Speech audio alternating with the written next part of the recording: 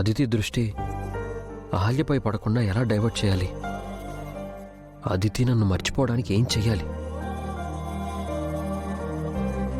తను మునుపట్ల హ్యాపీగా ఉండాలంటే నేనేం చెయ్యాలి?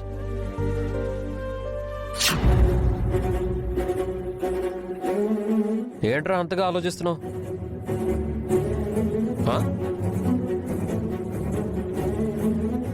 అది అదితిని ఎలా డైవర్ట్ చేయాలి, తన మైండ్ ఎలా చేంజ్ చేయాలి, తనని ఎలా హ్యాపీగా ఉంచాలనే కదా. అవును, కానీ ఎంత ఆలోచించినా ఏ సొల్యూషన్ దొరకడం లేదు. రే, సొల్యూషన్ నువ్వేరా? నేనా? నువ్వంటే నీ లైఫ్, నీ పాస్ట్, నీ ప్రెజెంట్. అర్థం కాలేదా? రే, గతంలో నువ్వు ఎలా ఉండేవాడివి? ఏ రెస్పాన్సిబిలిటీ లేకుండా ఫ్రీ బర్డ్లా హాయిగా ఎంజాయ్ చేస్తూ ఉండేవాడివి. కానీ ఇప్పుడు ఎలా ఉన్నావు? అహల్య పట్ల ఎంతో బాధ్యతగా, చాలా కేరింగ్గా, చాలా జాగ్రత్తగా ఉంటున్నావు. రే, అహల్యనే నీ ప్రాణం అన్నట్టుగా బతికేస్తున్నావు. ఇప్పుడు నీకు అహల్య గురించి తప్ప ఇంకేది అక్కర్లేదు అన్నట్టుగా మారిపోయావు. నిజమా కాదా?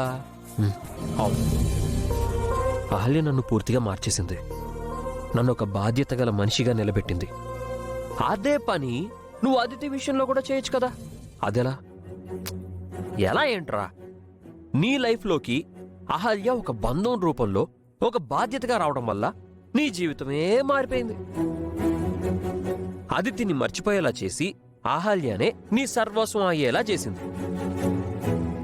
అలాగే అదితి జీవితానికి కూడా ఒక కొత్త బంధాన్ని, ఇంకా చెప్పాలంటే పెళ్లి బంధాన్ని, ఒక బాధ్యతని తీసుకురావచ్చు కదా. అప్పుడు అదితి కూడా మారిపోతుందేమో. అదితి నన్ను మర్చిపోయి మారిపోదు, అలాగే మరొకరిని పెళ్లి చేసుకుని మారిపోదు. రే, అది నీ అపోహ మాత్రమే. అది మనిషి అన్న ప్రతివాడు మారక తప్పదు. ఒక కొత్త బంధం వస్తే నువ్వు మారినట్టే అదితి కూడా మారుతుంది. నువ్వు అదితిని మర్చిపోయి అహల్యతో ఉన్నట్టే తను కూడా నిన్ను మర్చిపోయి ఆ కొత్త బంధంతో ఉంటుంది. ఆ కొత్త బాధ్యతతో అదితి పూర్తిగా డైవర్ట్ అయిపోతుంది.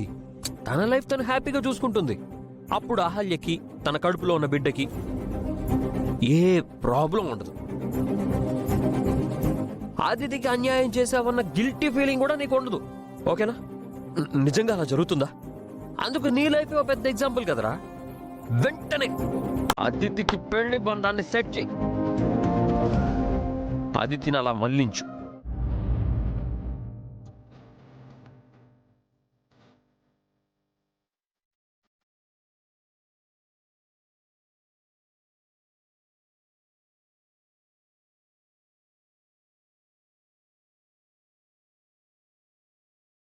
ఈ సమస్యలన్నింటికీ ఒకటే పరిష్కారం. నేను ఇంటికి రావడం వల్ల మొదలైన సమస్యలు నా వల్లే పోవాలి కన్నా. నేను నాది కాని చోటికొచ్చాను. అర్హత లేని స్థానంలో ఉన్నాను. అందరినీ బాధ పెడుతున్నాను. నేను వచ్చినప్పటి నుంచి ఈ రోజు వరకు జరిగిన అన్నింటికీ నేనే కారణం. అందుకే కన్నా ఈ నిర్ణయం తీసుకుంటున్నాను.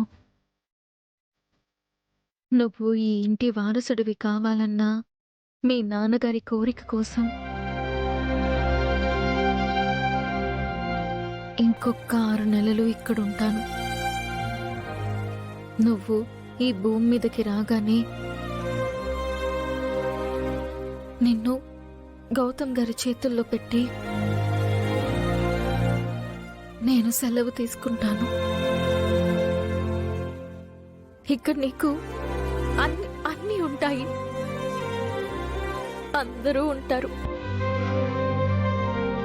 కానీ ఈ అమ్మ ఒక్కటే నీకు ఉండదు. అంతేకన్నా కానీ నీకు ఏ లోటు ఉండదు. ఈ మనుషులు చాలా మంచివాళ్ళు. నిన్ను కళ్ళల్లో పెట్టుకుని చూసుకుంటారు. నీకు ఏ కష్టం రానివ్వరు. ఈ వంశవారసుడిగా నువ్వు నీ భవిష్యత్తు ఎంతో బావుంటాయి. నన్ను క్షమించు కన్నా. నిన్ను వదిలి వెళ్ళడం తప్ప నాకు వేరే దారి లేదు. ఈ 6 నెలలే మనం కలిసి ఉంటాం. ఆ తర్వాత నువ్వెక్కడ, నేను ఎక్కడో. నా కోసం వెతకకు, నా మీద కోప్పడకు, నా మీద ద్వేషం పెంచుకోవద్దు. అలాగని నా మీద ప్రేమ పెంచుకోవద్దు. బహుశా